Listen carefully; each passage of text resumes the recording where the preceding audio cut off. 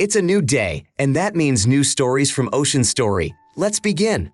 My brother believes that his children owe their lives to him for his good behavior towards them. Everett has been married to his girlfriend Ariana for a long time. They have 3 children in their family who are relatively young. The oldest child is 14 years old. The youngest son is 7 years old, and the sweetest girl is 10 years old. Not long ago, it was Christmas, and I decided to call Everett with my husband. Since I was not with him at the celebration, my brother was alone with his children to celebrate Christmas. Ariana was away at her parents' house at the time and didn't make it back in time for the holiday. My brother was very upset by this. He is not very good at getting along with his children. Let's just say that Ariana is much better at talking to her kids. So when I talked to Everett, he sounded a little bit upset. When I asked why, Everett started yelling about how her kids were being neglectful and rude. My brother told me that he had been shopping for gifts for the children for Christmas, but none of the children thought about his feelings and did not even make a small gift for him. Everett was complaining to me and said that when Ariana was with him at the holiday, the children always gave something to their parents, but she wasn't there, so no one reminded the children. Everett continued to say irritably that they had not made a gift for him. My brother is not very involved in his children's upbringing.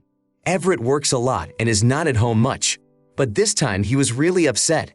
Everett said on the phone, "I was very upset with my children's behavior, especially that my oldest daughter didn't think of a gift for me for Christmas. So I told my children that because of this they would spend a week without gadgets and games." Your husband's point of view is a good one. Everett's reaction may have been a bit overreacting, considering that the children are still young and probably did not have the means to buy gifts on their own. Your brother acted like a selfish child.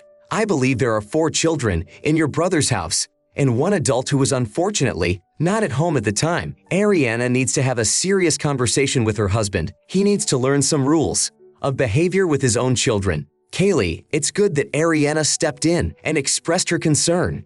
It's hard for me to think what might have happened if Everett had raised all the children on his own. Everett behaves like a tyrant, and his children have to do his bidding. It is very disgusting to read that there are adults who treat their children like shit. Ariana should remove the children from Everett and live separately from him. Miles, you and your husband should have gone to Everett's house and calmed the kids down, because most likely they were very scared and upset by their own dad's behavior. My dad was also very rude, like your brother, but even he was not as tough as Everett. I'm really curious, how long has your brother been acting like an inadequate person? Most likely, Everett has some problems or complexes about gifts for the holidays.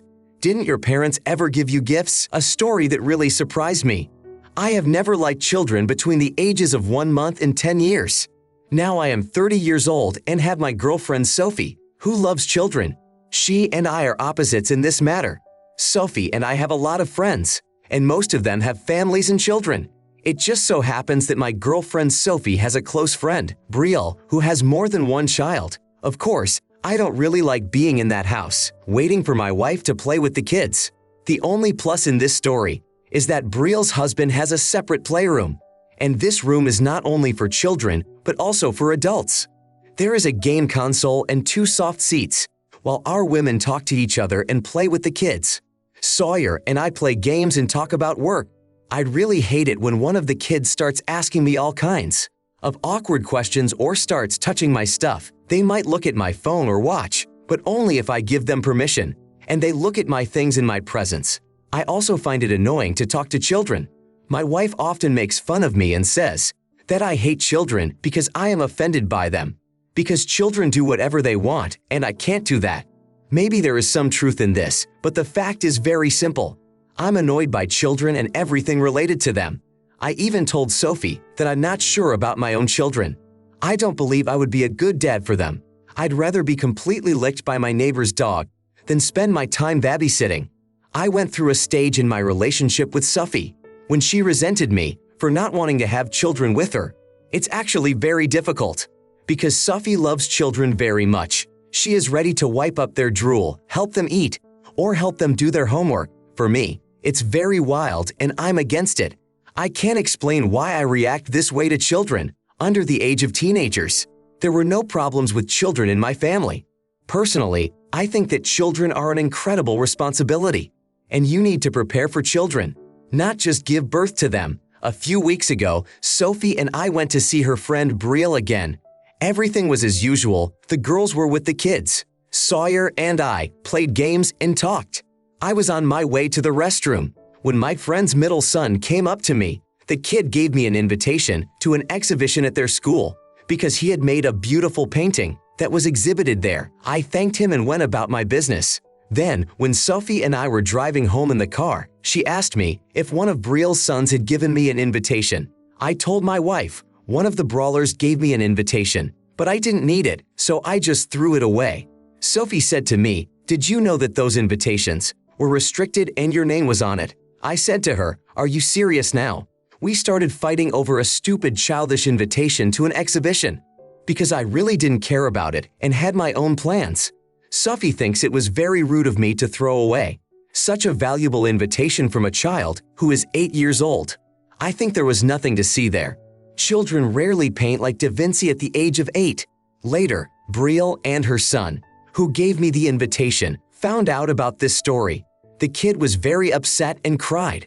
Brielle said that I was a freak who did not appreciate the good of others. Even my mom said that I acted like shit. Did I really do something wrong?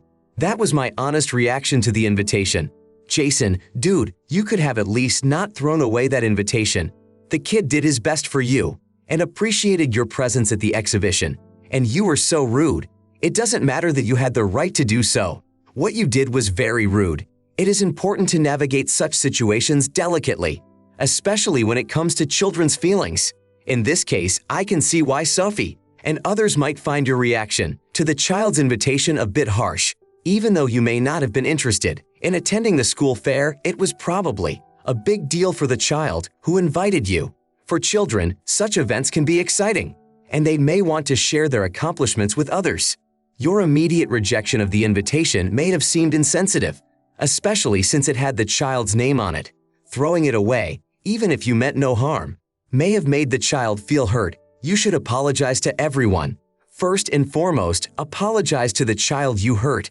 It is important to praise children for their achievements and show interest in them. Work on your behavior. Madeline, while it is normal to have doubts about interacting with children, it is also important to remember that they are very sensitive and can be easily influenced by the actions and words of adults. Perhaps in the future, if you find yourself in a similar situation, you can handle it differently. You could politely refuse or congratulate the child on their achievement, which might not hurt their feelings. I don't think there was a problem with just keeping that stupid invitation. Your one bad action led to many negative consequences. I'm sorry you acted like an idiot and don't like children. I am the kind of person who gets along well with all people regardless of their age, and I sincerely don't understand why you hate children. Ultimately, your feelings for your children are valid, but being sensitive to their emotions, especially in situations like this, can help maintain harmony in your relationship. Your wife is right about you. You have hurt the feelings of a child who is 8 years old. You should recognize this and apologize. Liam, I don't like children very much either, and I understand the narrator perfectly. I once got into a similar situation, and my wife and her friends were angry with me. They thought I was a soulless animal who was incapable of compassion.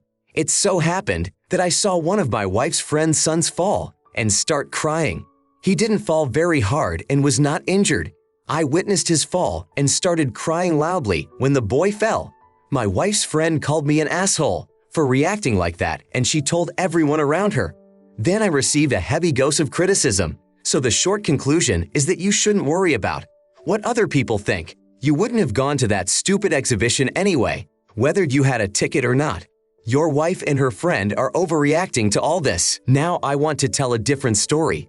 I was 14 years and 7 months old when I started living with my grandfather. My grandfather had been alone for the last 7 years after his wife died. Living with my grandpa Jace was great. He was always there to support me and help me deal with different situations. But not everything was so great in my life. I moved to live with my paternal grandfather. My parents didn't care about me or my life. After my mom and dad got divorced, I stayed with my dad for permanent custody, but my dad became very depressed after the divorce from my mom. He literally stopped living normally and didn't think about anything. Every day my dad went around blaming himself for the fact that he caused the family to fall apart. Although in reality, it was not only my father who was to blame. It was difficult for me to live with him because my father could not provide for me properly. We had debts for the apartment we lived in and for the equipment that my father had purchased for his construction business. After my parents were not together, my dad became completely different and withdrew into himself. All the money we had in the family went to cover the debts. At the age of 13, I had to work for the neighbors to buy a sports uniform for competitions. My neighbors paid me money to take care of their house. This allowed me to have nice clothes and buy the food I needed. As for my mother, she was practically not interested in my life. Only once a month would she call me to talk for a minute. She wasn't that interested in me because she had found a new boyfriend and started planning her happy life without my involvement. In all the years, my mother gave me money to help me only once. It was when I turned 18. She sent me an envelope in the mail with a greeting card that she had bought at the checkout at the store and $200. I didn't even want to take that money. I didn't even take it. I gave the money to the Animal Protection Fund. They needed that money more than I did. Moreover, I had a certain resentment towards my mother, so I did not want to take anything from her. My grandfather told me that I should deal with my parents and not torture myself. I really respect my grandfather's opinion. He is the person who did not abandon me and sacrificed himself for me. Jace was the first spectator at my competitions. Even though I lost my first competition, Jace took me to a cafe, bought the most expensive dessert and supported me. That's what gave me immense respect for him. My grandfather always tried to understand my problem. Even when I told him about my achievements in physics, Jace sat and listened, even though he didn't understand anything about it. He didn't have a big pension, but he never spared any money for our lives. The same cannot be said about my parents. They gave up on me a long time ago. My grandfather left me with wonderful memories of him and gave me good advice that has helped me more than once. It was Jace who helped me find something I enjoyed doing. Jace gave me his money so that I could realize my ideas. It took me 2 years to start my online business. My grandfather didn't know anything about it, but he believed that I would succeed. When I was 23, Jace died. Then, after some time, my own mother remembered my existence. She came to me several times and said she needed financial help for herself and her family. As it turned out, her boyfriend had decided to divorce her. My mother already had children who were 8 and 6 years old. I refused to help her, reminding her how she had abandoned me. My mother apologized to me and said she was ready to fix everything.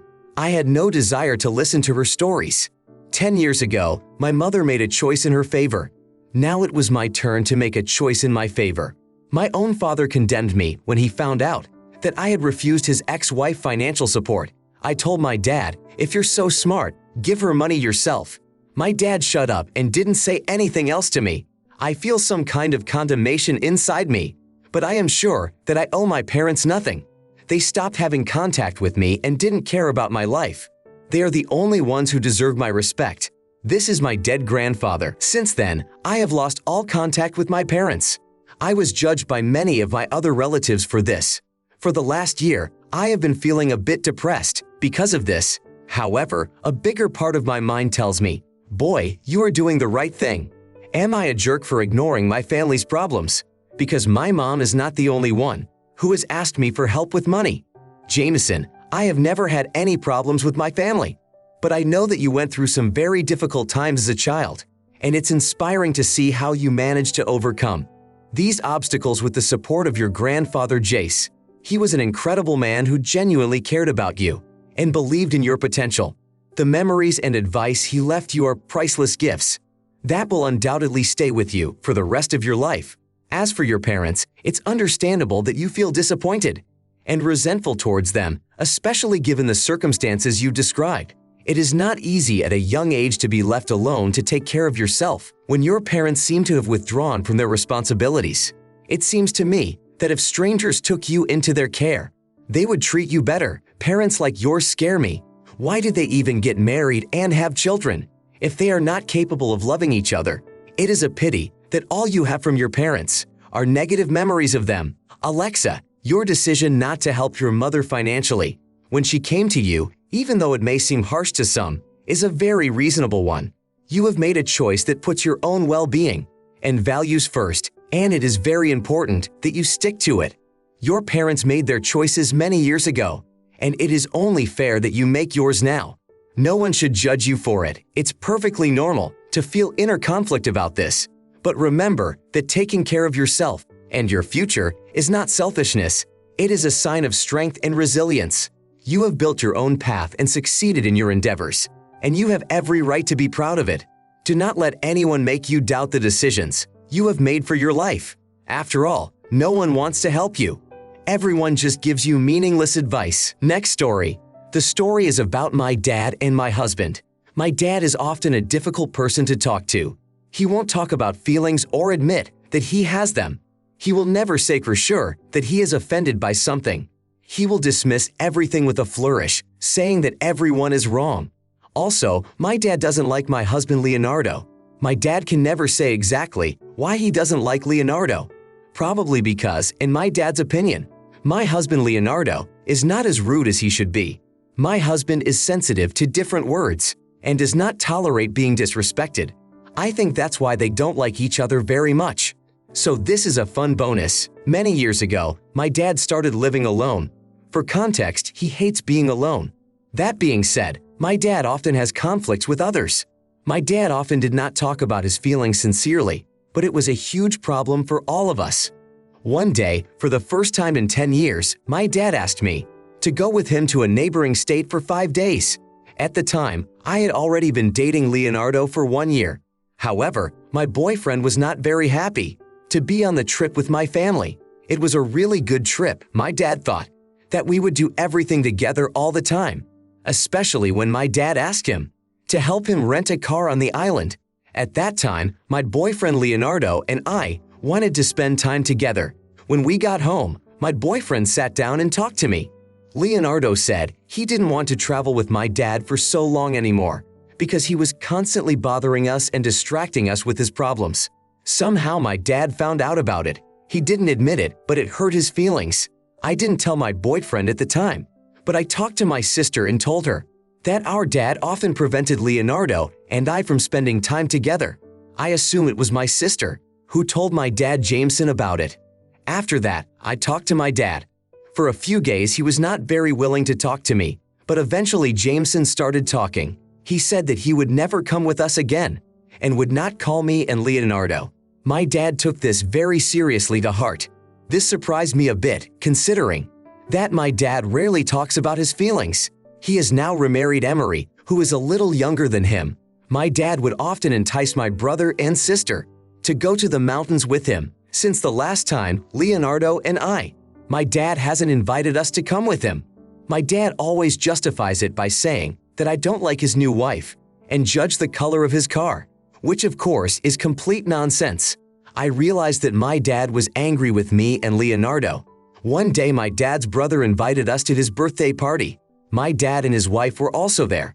My father passed by me all evening and didn't even look in my direction. It created a strange feeling inside me. My brother said that Jameson has lost his love for you, but I don't understand at all why my dad got so angry with me. I've been really surprised by the recent events in my dad's behavior. 3 weeks ago, my dad invited my brother and his family to go to Spain with him. My sister also joined their trip. I mistakenly assumed that I would be among them. My dad's wife overheard and said, "Your father does not really want you to go to another country with us. Suddenly, we will be bothering you again with our boring behavior." Emery's words were very harsh, so I talked to my dad and he said that Leonardo and I are not invited. My dad also added that he seriously never wants to travel with me or my husband again. He's always whining that he doesn't like everything. I got mad at my dad and yelled at him that he needs to grow up and stop acting like a jerk. I think my dad shouldn't have invited his other kids on the trip in the first place if he still can't work things out with me. Our quarrel did not end there. The next day my dad said that I was an adult and not entitled to a free trip because I have a husband who can give me money. I kept yelling at her and said that he can't keep insulting my sisters and brother if he wants to have a relationship with them, and that she doesn't deserve the money because he started using it as a weapon. My dad never minced words and told me that I should go cry to a psychologist or my friends because they all like to kiss my husband's lips and ass. In the end, my dad said, "You and Leonardo will never be with me on vacation or a holiday." Under any circumstances, my dad called me a manipulator and accused me of being a manipulator. That I make him feel guilty for wanting to be a sponsor for my brothers and sisters. I told Jameson more than once that I was not interested in his money. I need to have good relationships in my family. But my dad started to make a circus and drama. He does not want to talk to me and thinks I have become too selfish.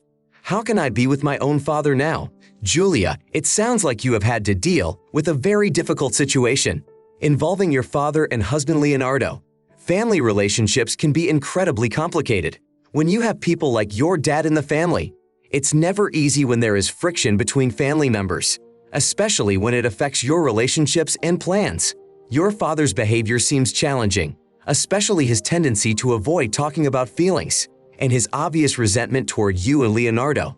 I think that your father has not done the right thing and should talk to you in the language of facts, not the language of insults. Regarding the recent conflicts, it is unfortunate that things have come to the point where your father has decided not to invite you and Leonardo on trips anymore.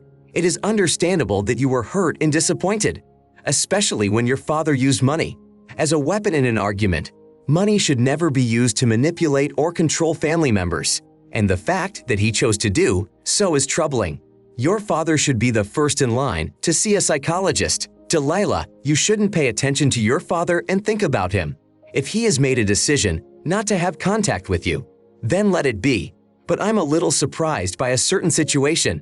Your dad has decided to do a good thing for you and your husband, and at the same time, you and your husband were condemning your own father's actions. You really acted very selfishly in this situation. Your dad told you that he will not travel with you anymore, and he probably expects a long apology.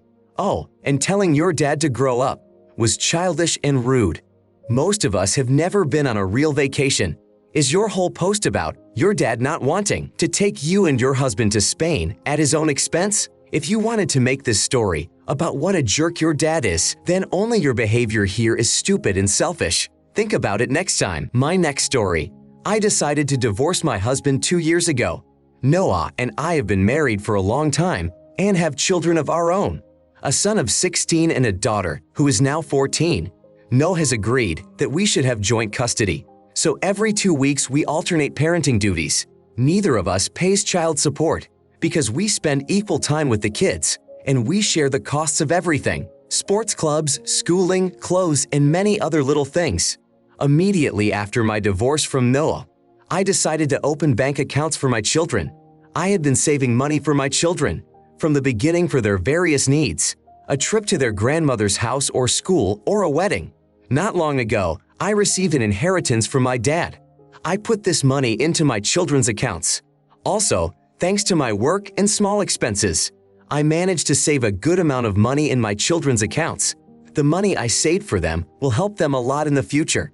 I want my children to have good money to start their adult life. When they reach adulthood, I have often told my friends that if my children have money, from the age of 18, it will only do them good. So I tried to save all my spare money for my children. My ex-husband Noah got married almost as soon as we stopped being a family. Noah married a girl named Emma. My ex started living with a woman who had children. Emma already had 2 teenage children, and Emma got pregnant with Noah. A year ago, they had a little son. Given their large family, they also have 2 dogs living in their home. One day, my ex-husband wanted to talk to me about our son's upcoming university application. Noah told me what he and Emma had told all their children, that the local university would be the easiest option for them. The children were not entirely happy about it because there were no interesting professions at that university, but they probably had no choice because of the lack of money. I told my ex that our children would have this opportunity if they wanted to because I had saved more than enough money for them. My ex was surprised and asked me, "Why didn't you want to tell me about this?" I replied that I was taking care of our children. So the main thing is that I know I can give my children a great education. Some time passed after our conversation with Noah about the fate of our children together. A few days after that conversation, Noah called me with his wife Emma. They started telling me that it would be great if I started giving my money to support the children, because he and Emma have their own children and it's very difficult for them to support 5 children at the moment. So it's only fair that I give my money when my children are in my ex's house. I told him that I'm not going to give them my money, which I've been saving for so long, only so that they can keep other children in their house. My ex-husband told me that I could always offer to divide the money among all the children. I said to that, Noah, you are now trying to get on my money like a germ and use it. Don't even think about this stupid idea. I told him that I am responsible only to my children. I also added that if he and Emma wanted to save more money, then I am ready to take my own children into permanent care. To this, Noah replied that I want the impossible from him. Noah said that his plan is not bad and has a reason to exist, and his new wife said, if you love children, then you will have no problem agreeing to our terms, because you are constantly telling everyone how much you love your own children. I told them that the day I was obligated to help my husband and support all his needs. This is the period of time when Noah and I were a family and thought about our children together, but we got divorced, and Noah has to recognize that he has the same responsibility for our children as I do. Then they told me I was a fool and acting very rudely towards the children. I do not consider myself guilty for not wanting to pay for Noah and Emma. They are not my family and certainly not my responsibility. Olivia, this is really commendable. Your dedication to ensuring your children's financial stability is evident. I understand why you want to provide your children with the resources they need to pursue education and other opportunities. This is perfectly normal for a sane parent. It is also understandable that your ex-husband Noah's situation has changed with his new family, and they are facing financial challenges as their family has grown larger. However, I agree with your decision not to share your hard-earned savings with his new family. You have been diligently saving for your children's needs, and it is your prerogative to distribute these funds as you see fit, especially since you have joint custody of the children. You do not owe Emma's children anything.